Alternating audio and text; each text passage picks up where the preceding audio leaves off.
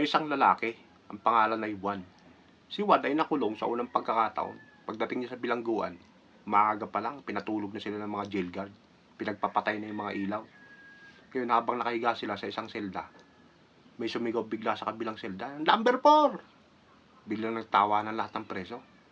Ito namang si Juan nagtataka dahil wala siyang idea bakit sila nagtatawanan. Maya-maya, may sumigaw uli ng "Number 9!" Napapautot na sa katatawa yung mga katabi niyang preso. Ito namang si Juan, nagtanong na rin sa matandang preso ngayon, "Manong, bakit po sila nagtatawanan sa tuwing makakarinig po sila ng numerong may sumisigaw?" "Ay, matagal na kami nakakulong dito, anak. Lahat na ng klase ng mga jokes, alam na namin. Kaya imbis na ikwento namin, numero na lang ng aming sinisigaw. Alam na namin yun." Aba, ang galing naman po pala. Nag-isip si Juan ng numero ngayon. Nung nakaisip siya, sinigaw niya, "Number 29!" Grabe, dumagundong yung buong silda. Yung matanda napapaluha pa sa katatawa.